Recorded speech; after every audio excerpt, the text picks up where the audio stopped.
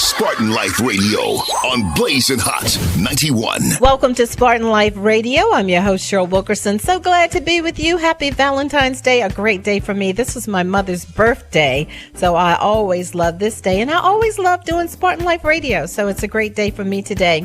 We welcome to the program Norfolk State Class of 2003. I'm talking about Phil Thornton. He's with us today because we are going to be focusing on something that's coming up on February 16th and 17th. It's going to be on PBS. It's called The Black Church with Dr. Henry Louis Gates Jr. This is our story. This is our song. And it celebrates music. It celebrates activism and the spiritual journeys of the Black communities. And we have Phil on because he is so deeply rooted in music today. We just knew that he would be a wonderful addition, and he's a Spartan, so what can we say? So Phil was born right here in Norfolk, Virginia. He used to intern with us at another radio station in the market. Like I said, he graduated from Norfolk State University in 2003 and then decided he needed to go to New York. Imagine that. And then after that decided, I need to go to Los Angeles. Imagine that. But along the way, he has worked with some amazing people. And when I tell you amazing, I really mean it. How about Faith Evans? How about Michelle Williams? How about Kenny Lattimore? I mean, the list goes on and on. Kirk Franklin, Travis Green, Marvin Sapp, Donnie McClurkin. He's been instrumental in winning NAACP Image Awards. He was at RCA for a while, served as vice president and general manager. I mean, this man has been around the world, and we are so very thankful to have him here with us. And right now, heavily invested, like I said, in the music, but also in the film side of things. How cool is that? He has executive produced the Sundance picture called A Boy, a Girl, a Dream, Love on Election Night, and that was Omari Hardwick and Megan Good. Also, you may know the movie Same Difference. Yes, the one with Essence Atkins and Terrence J. So when I tell you he's all over it, he's all over it. And yes. Before you ask, he has a podcast. It's called We Sound Crazy. You might want to check that out. And in 2019, received the Stellar Honors Hall of Fame. You know, that honors remarkable achievement in gospel music. Past honorees like President Barack Obama, some good company there, Phil. And he's also a member of Kappa Alpha Psi fraternity. And he gives back to the community in a big, big way. I'm talking about sitting on the board of the Boys and Girls Club, involved with St. Jude's Hospital, Hope for Harvest, which that's based in Charlotte, North Carolina. So we could go on and on and on. But I have to get to his brain. That's what I have to get to today. Phil, welcome to Spartan Life Radio.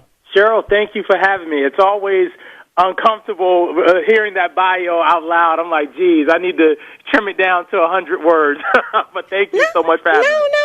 It's all so very relevant. And like I said earlier, you're the perfect person to have on for the Black Church. This is their story. This is their song. Because like I said, you know the music just as well as anybody. And we're going to jump right into it. So, I was thinking about this thing, Phil. I said, wait a minute. Has the church made the Black music, or has the music made the Black church? What would you say to that? I would say the church has made the Black music. The church is such the foundation. When you think back to a century or more ago, just thinking about spirituals, which, started, during the slavery era, and then which was turned into the hymns and spirituals, which were in the church. So, and gospel being the very first genre here. All music came from gospel, but gospel was derived from the church. So I would say that the church has absolutely influenced and inspired Black music. And I know this is about the church, but even before the church, Phil, so when we came here as enslaved people, the music was still instrumental in our communities. We sent messages, right? Yes. It was important to us. Absolutely. And I also sit on the board for the National Museum of African American Music, which just opened up a few weeks ago here in Nashville. Nashville, yes. Yeah, so as I was sitting and talking with the various historians and ethnomusicologists that did a ton of research on, gospel, and just I learned so much. But you're absolutely right, Cheryl. They were communicating while enslaved, and just creating instruments out of different objects, and just really creating different sounds and music back then. And that we're talking centuries ago. So it's just incredible to see how we have always been the source of such excellence, but gospel music and just those hymns, those spirituals, it's nothing like them. And so then things start getting a bit confusing to some, cloudy to others, because like you said, we're thinking about all the different genres. So, you have the quartet music, you have the contemporary music, you have the choirs, you have the hymnals, you have the spirituals. And it seems like, I don't know, correct me if I'm wrong, Phil, but some people seem to think when it comes to music in the black church, it's all monolithic. Some people do think that, and that's something as, I run the number one gospel label currently, RCA Inspiration, and we have everyone from Kirk Franklin to Donnie McClurkin to Marvin Sapp to young artists like, Corinne Hawthorne, who has a more contemporary sound, or Travis Green, so a wide range. But I believe that we as a people are not monolithic, and neither are as gospel music, or the church shouldn't be that way. So I always try to make sure that we are creating a diverse representation of all things gospel, because I love quartet music, but I also love choir music, but I also love, little Mary Mary every now and then. I also love, so there's so much, and I feel like we're so diverse as a people, but I think that's also a part of the evolution of gospel music. Like, we've seen other genres evolve, and gospel is no exception. But how do we get those that, say, wouldn't listen to quartet music? How do we get them to listen up their ears? How do we get them to say, hey, listen to this. This is some good stuff here? I think it's just about exposure. I mean, you look at even most recently, a year or so ago, Kanye West, I'm sure a lot of people's favorite rapper, or not, put out a gospel release. And it was majority choir music. And he did, these kind of reimagined versions of popular choir, and gospel songs. And that project exposed gospel and choir music more specifically to a younger demographic, a more multicultural demographic that really may not have been exposed to it otherwise. So I think, to answer your question, quartet music could go right in that same breath. Maybe there's another artist, whether it's a gospel artist, someone who's kind of reimagining or just kind of making it a little bit more contemporary in a sense, but still keeping that true essence of quartet music. But I think it's going to take some brave young front runners to really expose it to this next generation, or one of the mainstream artists to kind of pay homage or kind of, again, do their own reimagined version of quartet music. Like Carrie Underwood, the big country singer, has got her gospel album coming out here in another month or so. So, I mean, gospel has influenced so many people, but quartet music is an extremely important part. And unfortunately, somewhere along the lines, it's not as popular, at least on the commercial side of things, as it once was, but I think that's just a matter of time, because choir music went through a similar cycle, and now look at it again. I mean, I've got more choirs in my roster than I would have ever imagined.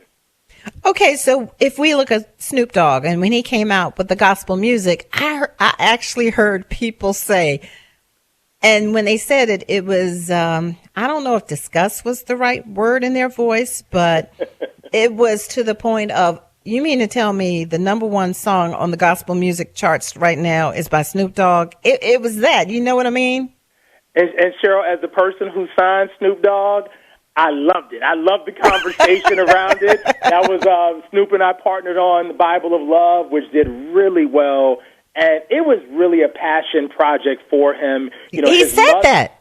Yeah, it was. I mean, he spent a lot of, cost recording the album, marketing and promoting the album out of his own pocket. And we came in to help in some ways, but I got to give him credit. And he called pretty much the majority of those artists on the project. It was something near and dear to his heart that he wanted to just celebrate. His mother was extremely proud. He wanted to make his grandmother proud. It was just something because he was raised in the church. But I definitely got to tell you, we faced a lot of criticism and feedback because Snoop is still Snoop.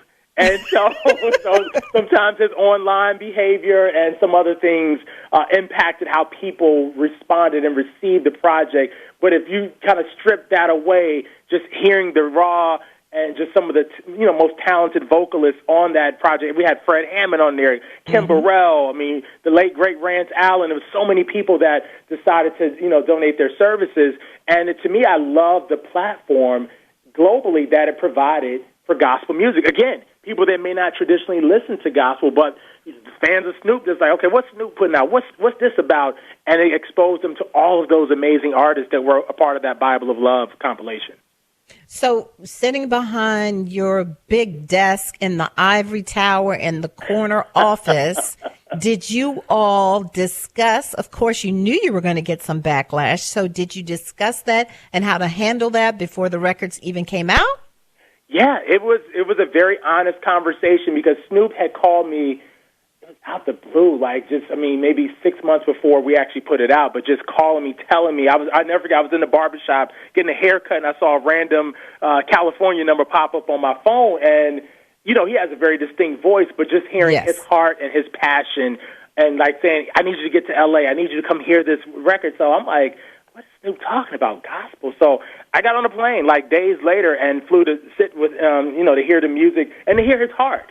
And I talked to him very honestly and said, hey, this isn't going to be an easy journey. Some people are going to question, your beliefs and is this real? And, why are you doing this? And I just told him, you need to be prepared to respond. And, even I offered to connect him with various pastor friends of mine because it's also very much a spiritual, war as well. When you're that person to have that type of notoriety doing something positive and of God, it's not designed to be easy.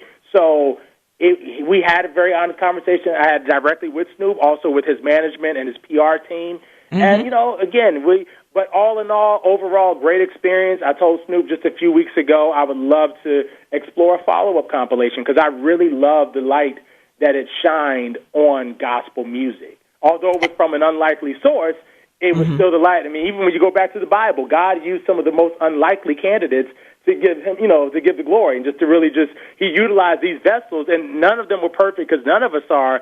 And it was just interesting, and people was like, oh, my God, Snoop Dogg. But I don't regret it. He's very proud of it. We're all very proud of it. It was a profitable album. But beyond the profits and the money, it was a great display of gospel talent. And it was the last top radio single that Rance Allen had before he passed because they also won a BET award. So Rance, was very vocal, and he shot the music video with Snoop. They performed the song together on BET, but the song was a top 10 at gospel radio, and they went on to win a BET award for their collaboration. So that also, to me, was wow, to get Rance's stamp, Bishop Rance Allen, that was amazing, and just to celebrate him. The Clark sisters were on there. They and they actually have a song out at gospel radio now which features Snoop. So.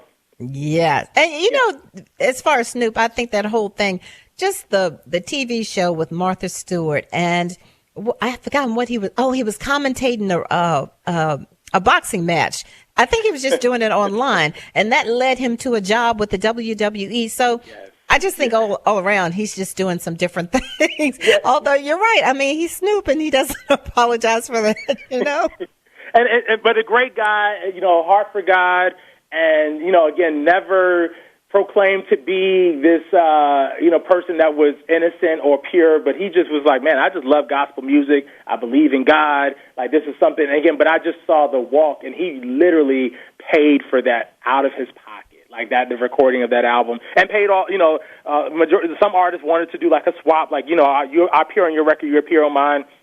And for those that wanted fees, he paid them fees. So I just got to, I applaud how he handled that project. And even I think back to Essence Fest that year when we put out the album, Essence had him headlining, and he said, well, Phil, the only way I'm going to do this is if I can bring the gospel artists out in the Superdome to basically, be a part of this as well. And so that night, he brought out the Clark sisters. He brought out Fred Hammond. He brought out, John P. Key. That was a big moment in New Orleans. But again, on the stage, same thing with BET Awards. BET had him close the show during that same year. He said, I got to have Ty Tribbett with me. How can I make that happen? Let's figure it out. So again, using that platform to expose the gospel, the good news. And that's where, the good news.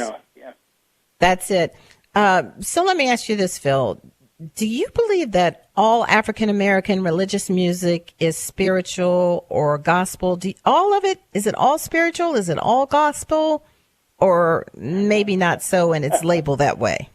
I think there's some spirits on the music. I don't know if it's always the right spirits or spiritual, but it's always, everyone's got their own interpretation. So I would say no. I don't think everything is in line with the biblical standards and or just of God. Some people have ulterior motives when they're creating songs, and it's not always biblically sound. I mean, that's something that even in my seat, Cheryl, I take it extremely serious that the people, the artists that I align with, like, are they really called? Are they really passionate? Are they doing this for a check? And even with the Snoop thing, going back to this just for 2 seconds, like, I called my pastor after leaving L.A. to say, my pastor's here in Nashville, Tennessee, where I live now, Bishop Joseph Walker III at Mount Zion, and I said to him, I walked him through it, and I said, is this the right thing to do? And then he literally gave me such sound wisdom and advice, and I lean on Bishop Walker often for different artists and different signings and different collaborations because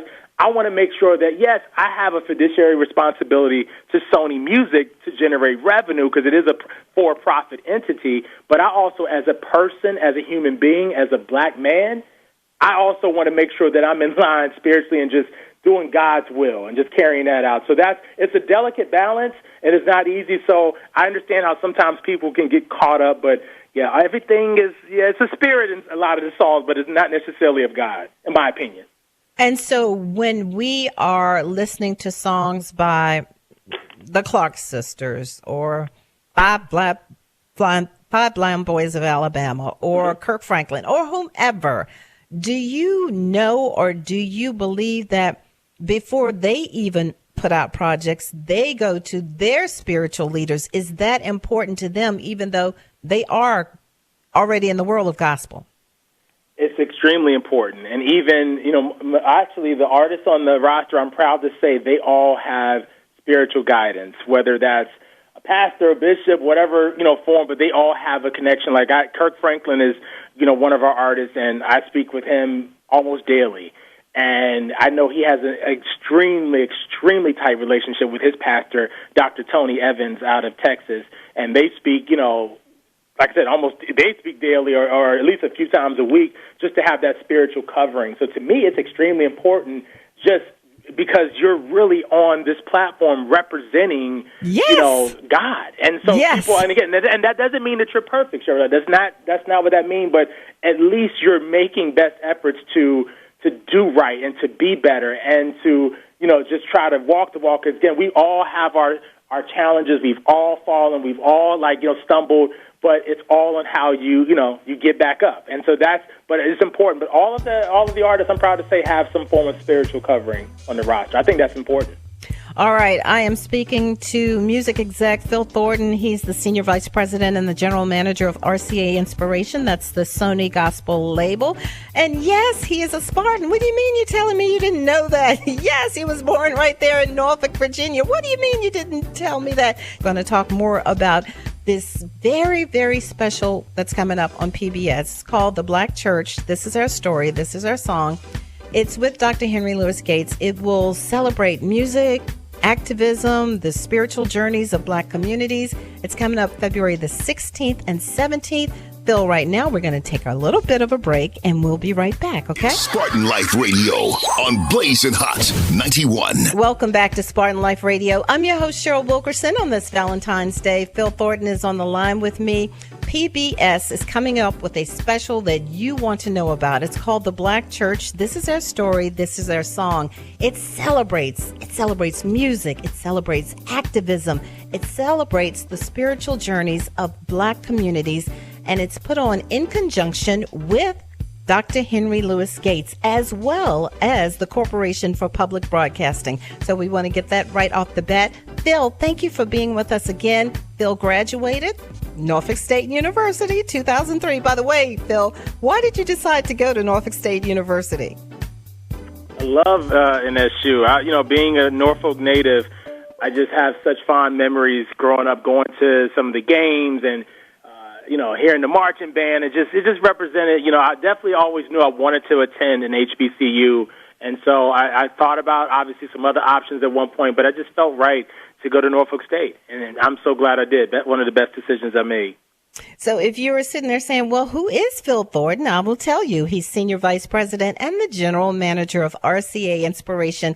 That is the Sony end of gospel music. And when I tell you he knows music, he knows gospel music, but he knows all music. And so, again, we're delighted to have him with us today. So do you think, Phil, that music is colorblind? Because there's some hymns that people sing in the church. We've got Pass Me Not, O Gentle Savior, or we've got Blessed Assurance. And we've been singing those hymns. And do we know, that those hymns were written by white people? Do we know the hymns that are written by black people? Does it matter?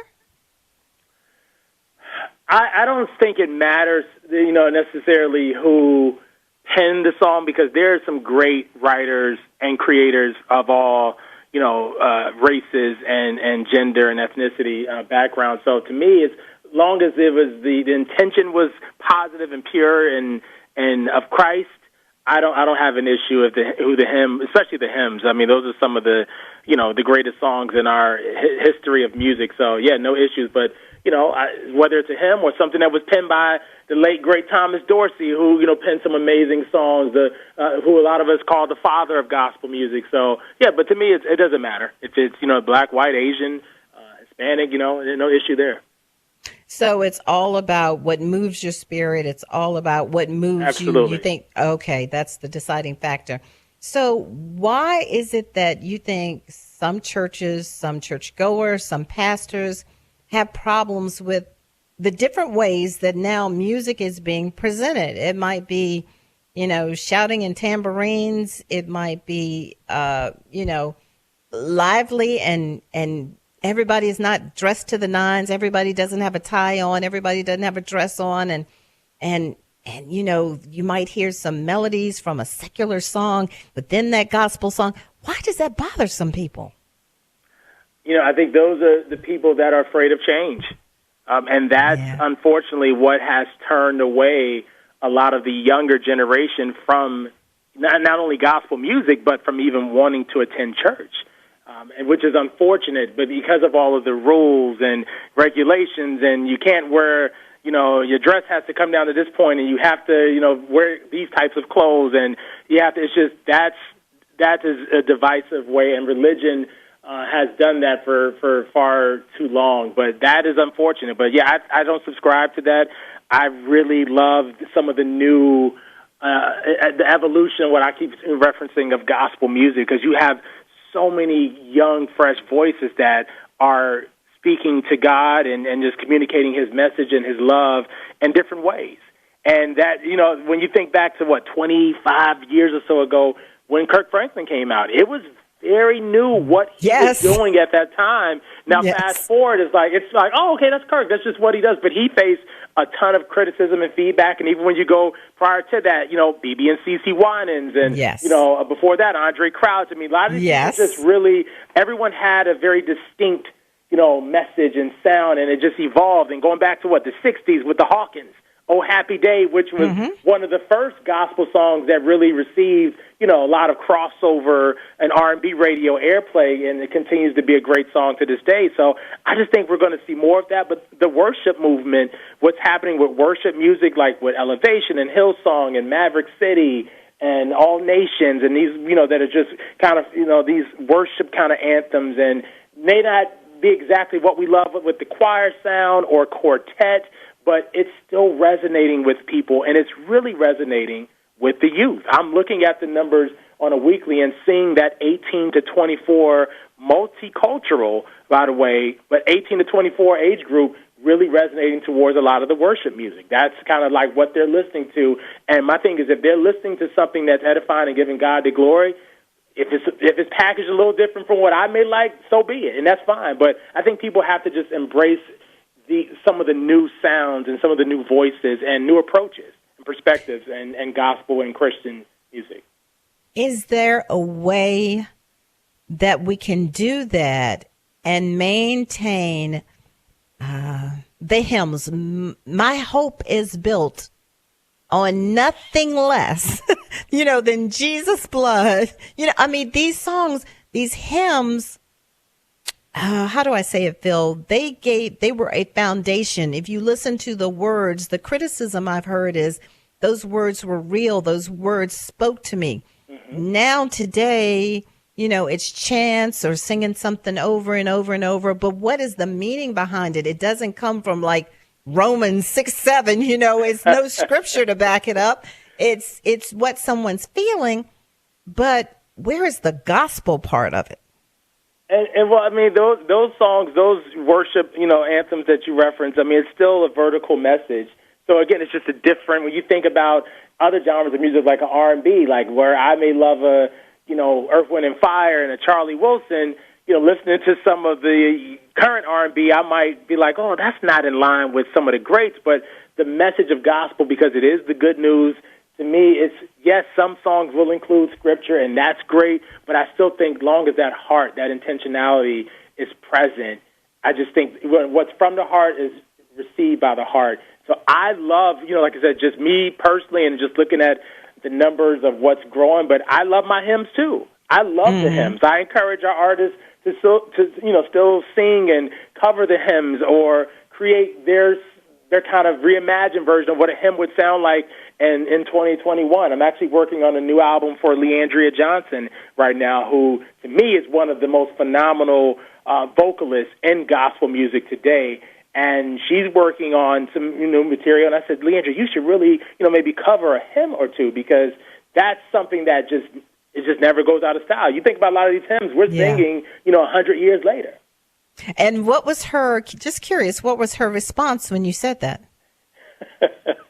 Did her eyes light up? Did she do her head to the side? One time to explain to her the purpose and like what I was thinking, because she had a different vision of what the forthcoming album would sound like, and that's always the fun part. And when recording with artists, is like it's their baby, it's their body work, it's what God has really given them, and so I'm always sensitive to that because their face is on that respective CD cover or on Apple or Spotify, not mine. So I have to remember that from time to time. But I also think it's important, to your point, Cheryl, of just making sure that where we can, we protect and uphold just some of the roots and the essence of gospel music. So she was receptive. Again, it wasn't, she didn't think of it initially when she was going through her ideas for the creative, but she was absolutely receptive. And when she, heard the full vision, and I think we're going to be able to make something happen.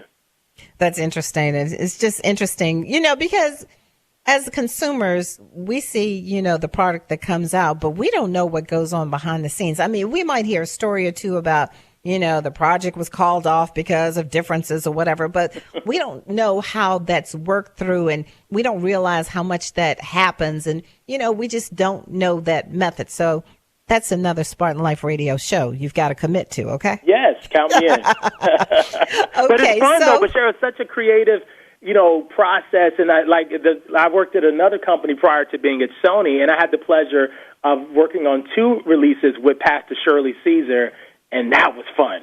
Because, Pastor Caesar's process is totally different from that of, Jonathan McReynolds, who I was working with on the roster at the same time. But it was just so interesting to just, Shirley, Pastor Caesar was literally one take. She would go in the studio, sing it from top to bottom. A lot of the younger artists may kind of punch in and out and kind of sing line by line, but she was very much like she wanted to have her lyric sheet in advance. She wanted to have a demo of the song. She made key adjustments prior to arriving at the studio, and she would record between 2 and 3 songs a day. A day. A day. And that was just a few years ago. So, I mean, and just without work, I mean, we were still doing a number of tapings and everything, but she had a heart and just a passion for, I gotta spread the good news, and just, and then being a part of the Hollywood Walk of Fame with Pastor Caesar, making that happen for her, that's one of those best moments in my life so far, just to see the joy on her face and to see her celebrate it while she can, still smell her flowers. We got to honor our greats. That's right. That's right. So when we are reflecting on the civil rights movement and the music that came out of the civil rights movement, and I was thinking about this, the music and the women were attached to the music, and then the music was attached to the Black church. And I was thinking to myself, I wonder if that's a reason why that Black women soon thereafter, the civil rights movement became more elevated within black churches, started taking on more leadership roles. Is there some correlation there between women in the civil rights movement and the black church and the music and then leadership roles? I believe so. And when I think back to the civil rights movement, the church, the black church more specifically, was the epicenter of that movement. That is where it was. It really was, Cheryl. But on top of that, that was also led by black women. And fast forward, 50 plus years later, as we are dealing with some of the same issues, it's still being led. The charge is still being led by black women. Mm-hmm. So when you look at what's happening now, I think the church had to, have a stronger correlation, because the leadership, even when you look around us now, just some of the things that's happened and with the various elections in different states and even some of the social injustice, black women are still on the front line to impact change. And so that has not changed. And so the church, to me, they had to. It's like, why wouldn't you? Like, why we can't have a boys club just, running so it's not representative of what's happening in our world. And black women are leading the charge, have been for many years. And while some pastors have been resistant to that, I was thinking that perhaps seeing the credit that the Stacey Abrams or the Keisha Lance Bottoms or the Val Demings are getting in the political world, make no mistake about it, maybe that will open their eyes and their hearts to the fact that, yes, black women are needed within this church. Black women have sustained the black church. Yes, black women deserve to be in leadership in the church.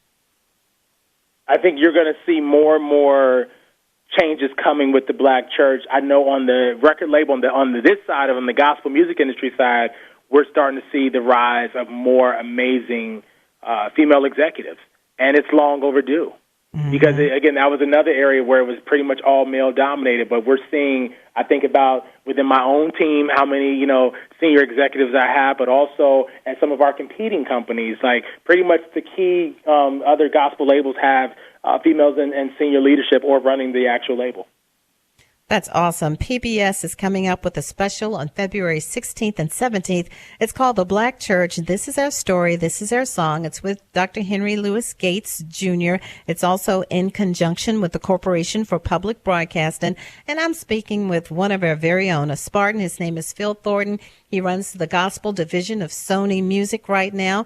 He's in touch with the music world. He's in touch with the spiritual world, and he's a perfect person to talk these matters over with today. So would you say that young people today feel they get their churches in air quotes, do you think they get their church from Kendrick Lamar with All Right, or from Be Free by J. Cole, or even Freedom by Beyonce? Is that where they're getting their church? Or are they getting their church from church? Now, Cheryl, are you eavesdropping on Kirk Franklin in my conversation? Because that is, we were just talking about this days ago, and that is what we both concluded, that a lot of the youth, again, with exceptions, because there's still a lot of youth listening to a lot of the worship songs, but a lot of them are getting their inspiration, their church, their quote-unquote gospel from your Chance the Rapper, your J. Cole's, your Kendrick Lamar's, Justin Bieber's doing, kind of, inspirational music. He had I think it was the track with Chance the Rapper out a few months back. So, yes, that is where a lot of the youth, as far as the majority, are getting a lot of their inspiration and their air quote gospel. But do we know why? It's really, you look at the numbers and just, that is, and when I look at online and I see the activity and some of the posts, and but a lot of them, Kanye's was kind of a different scenario because it was more gospel leaning, but definitely a lot of them attribute, Cole and Chance and Kendrick as their source of gospel. You'd be blown away, yeah. Do we know why that's happening? Or we just know it's happening? Do we know the reasons behind it?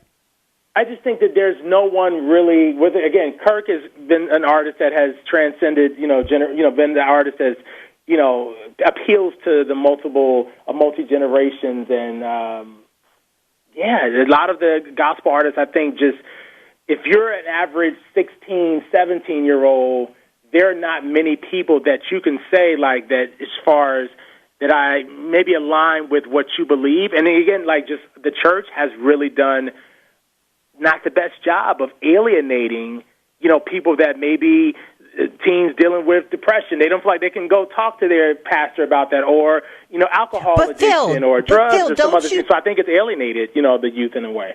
But Phil, don't you think that the black church realizes that they have alienated people and now they're trying to correct, or maybe the word is overcorrect? Do you think there's any correction there because they realize that?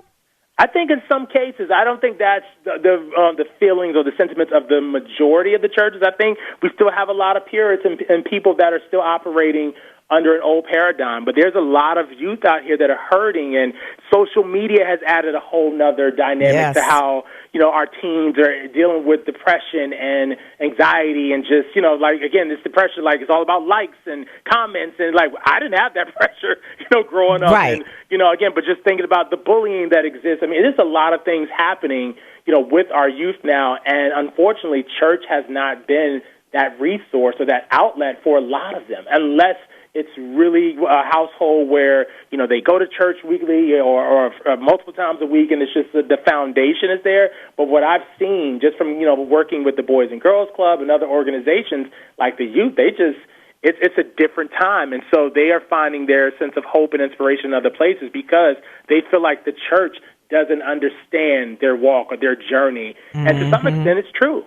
Mm-hmm. And so it's really interesting, Phil, when you think about it, because we're in the middle of a pandemic. Yes. So the church couldn't congregate the way it has in the past.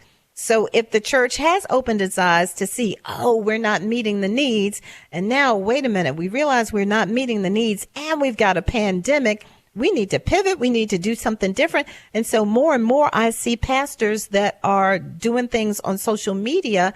Do you think the youth are embracing that? When they see the pastor on social media and he's got his jeans on, he's got his Timbs on, he's out walking in the hood. Is that making an impression, you think? Possibly. I think we need to see more of it.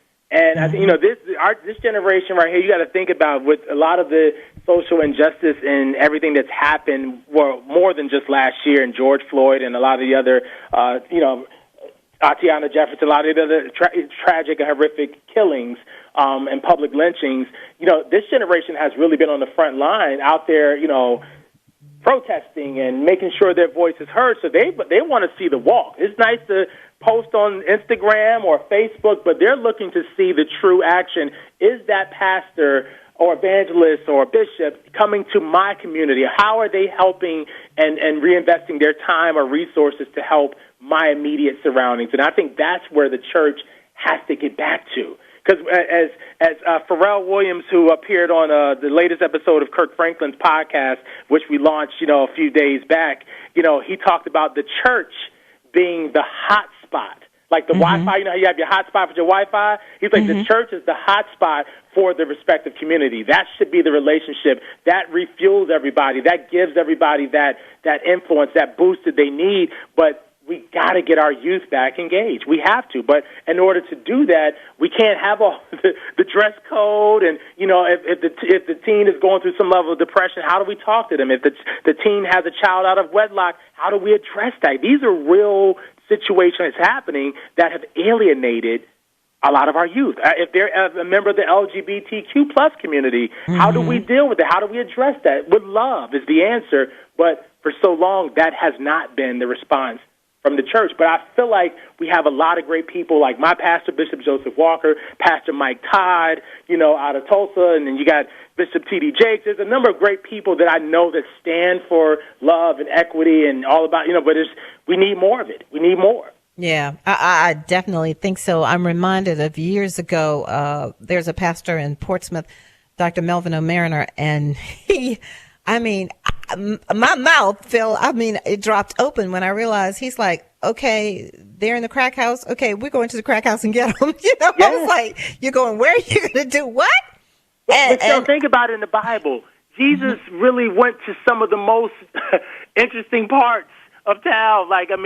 With the people, the gamblers, the prostitutes. Just think about the people that it was true. So why are we, if you're really of the mission and of, doing Christ's will and his work, like, you have to go into, so that's why I said, well, how are these pastors and evangelists and bishops going into the communities, going into lower income communities and helping out, and what are we doing? How can we, so I think, again, I'm seeing a lot of churches making progress, but it's not as many as it should or could be. And I really want to believe that things will reset because of everything happening with the pandemic, because of a lot of the social injustice that continues to happen, and just it's the right thing to do. We need to love these youth, because I'm just seeing too many youth dealing with so much anxiety and depression and just issues, because largely social media plays a huge role in that, but they also need to have some sense of hope and inspiration, which is where I hope gospel music can help in some cases. But that's why I'm really committed to signing more and more younger artists that look like the youth. So I'm finding more people that are 18, 19, 20, and giving them an opportunity to share what God has given them and giving them the platform and providing the resources to expose the gospel, because they need to see people. They love Kirk and they love Marvin Sapp and Donnie McClurkin and Shirley Caesar and Yolanda Adams. But they look at that. That's their mom's music, or that's their grandmother's music in some cases. But we need to really just be more intentional in our efforts to attract that audience. I am speaking with the Senior Vice President and the General Manager of RCA Inspiration. That's the gospel arm of Sony.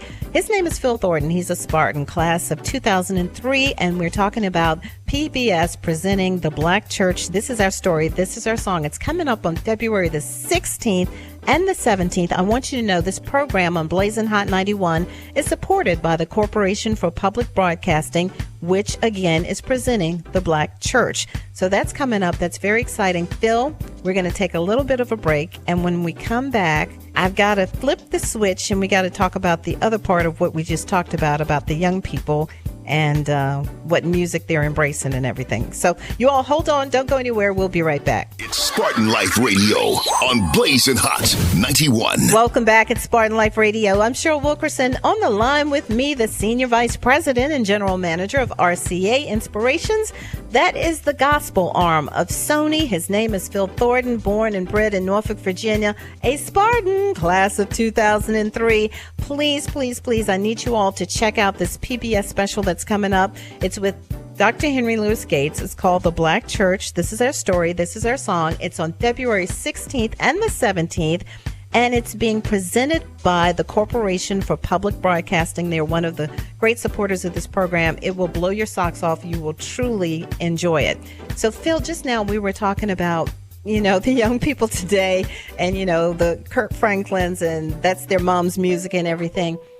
But just as we need to adjust things for the younger generation to speak their language, how do we show them through music, through the Black Church, that yes, we love you, yes, we can present this to you in this manner, but we still have wisdom that we need to impart to you so you can be great? How do we get them to listen to the wisdom part of what the elders have? I think that goes back to really just not talking over them, like really speaking with them, understanding their challenges, understanding their walk, and how to translate some of that wisdom to help them.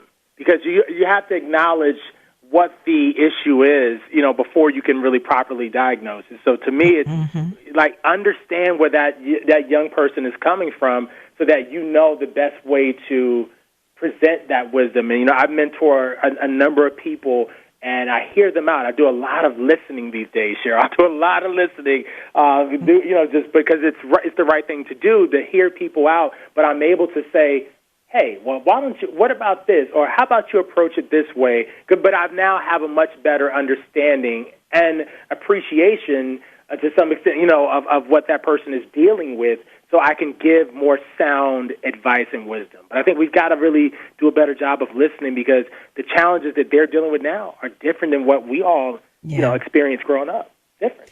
So if the elder is listening, then the youngster is more apt to continue to talk to them. Yes. And then when the elder does have the wisdom to impart, the youngster is more likely to embrace that wisdom and believe in what you say and listen to what you're saying. Is that Absolutely. it? Absolutely. Absolutely.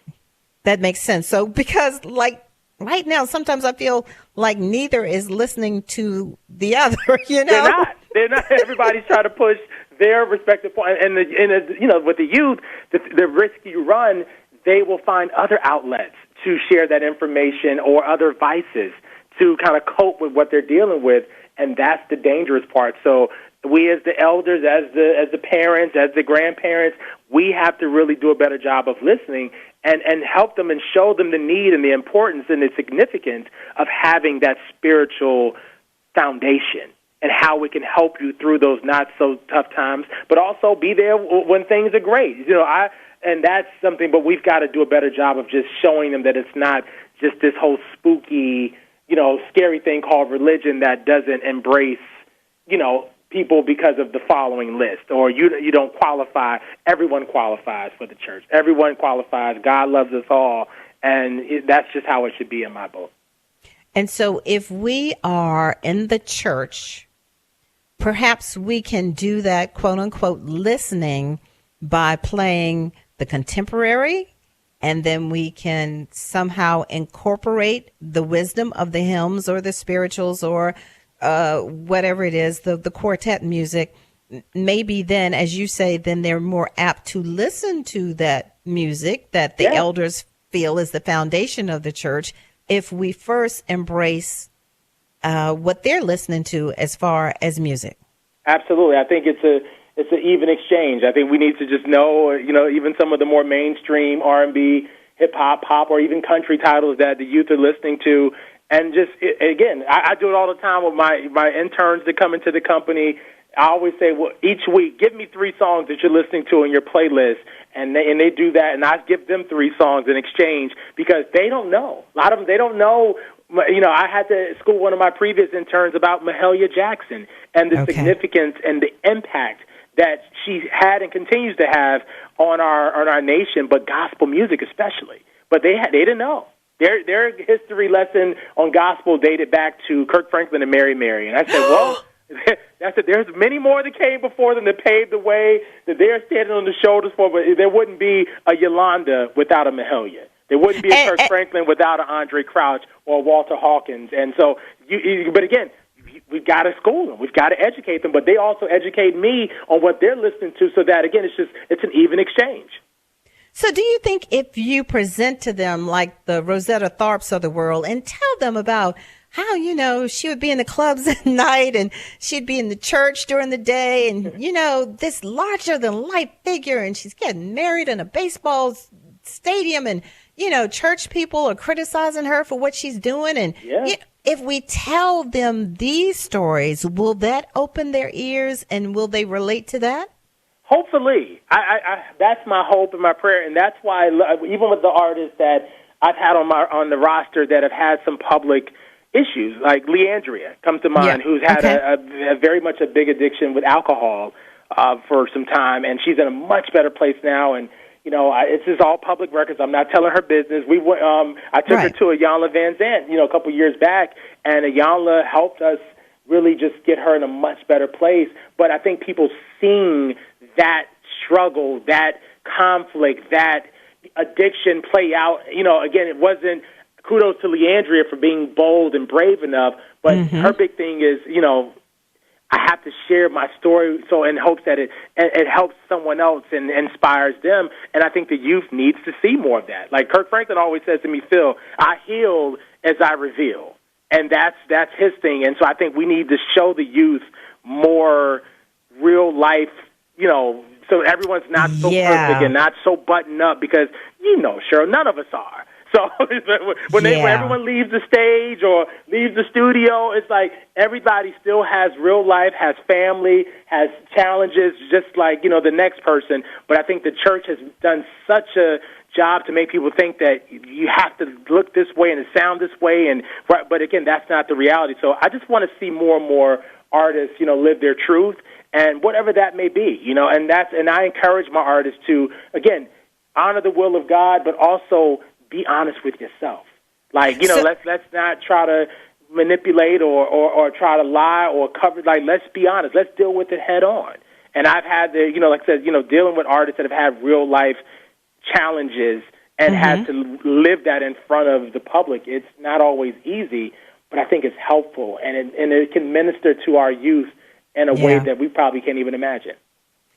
And so back in the day, like you said, there wasn't the social media, there weren't the cameras going 24/7 or whatever. So the problems, we went to church, we were buttoned up, we were perfect.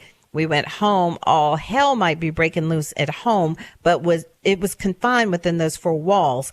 But now everything is broadcast, everything's put on social media.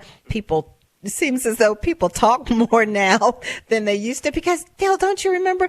People would say, what goes on in the house stays on in the house. Yeah, that's I don't think they do that anymore, right? Not with TikTok and Instagram and all these various apps. That is a thing of the past, because everything is broadcast and put on these social platforms, which is a whole different.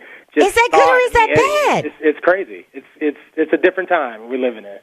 Is that good or is that bad? The social media aspect of it, is that good for the black church and the music, or is that not so good? I think it can be good in some ways, but I think it can also be detrimental in others. It doesn't help when you see some of our pastors with sometimes with behavior that wasn't in line with the Bible or the church, for that matter, and they have public falls. And again, so if you're someone who doesn't frequent church, you may see that and it may become discouraged. Or, they're doing the same thing like me. Why do I need to be? So it just becomes. But on the flip side, I think it could be a great vehicle to get a message out there, to spread hope, to spread some inspiration, and to really, hopefully, touch and impact, even if it's just one person. So I love what Pastor Mike Todd, what he brings from the Transformation Church out in Tulsa. I love what he's doing. He's got his book, Relationship Goals. I follow him on Instagram. I see he's got great engagement from Gen Z and the millennials, and because it's relatable. Like, he's not trying to paint this whole perfect picture. He's very honest, very relatable. He and his wife and his kids, it's just a very honest depiction of, I love God, I'm a Christian, but, I go out to eat too, or I do this with my family as well. I think we need to show more of that. And I encourage the artists on the roster, be you, be bold. Like Corinne Hawthorne, who's one of my artists, who had the big Won't He Do It song and has the Speak to Me song out now. She's 23 years old, Cheryl, and so she's on TikTok heavy and doing these different challenges, but she's doing it with a Christian twist.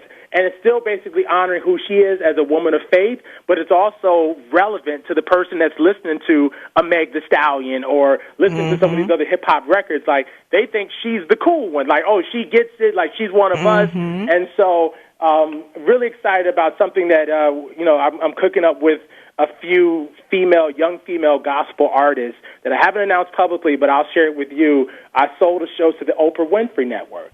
And it's a faith-inspired show, and we're literally showing the industry, the gospel industry and the church, through the eyes of a set of young women that operate in the business. So more to come on that. I'll have to come back on at a later date to share more, but really excited about sharing just some young, fresher perspectives, not only to show these bosses, these young women really doing great things, but also hopefully inspire and show the youth you can be cool and love Christ and go to church.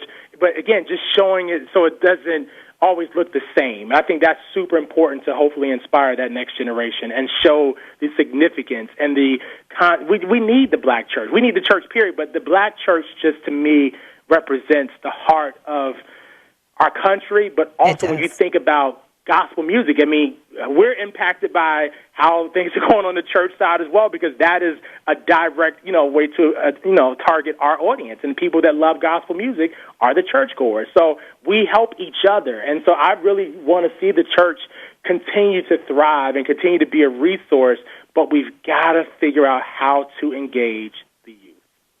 And I think as I'm listening to you, I think it's gone from one extreme to the other, from the button-up lace to the John Grays or the Carl Lentzes, where, they're out there and, they're leading churches and they're doing things that are suspect. So some kind of way we've got to be in the middle of that and not one extreme or the other, Yeah, I mean, and here's the unfortunate reality.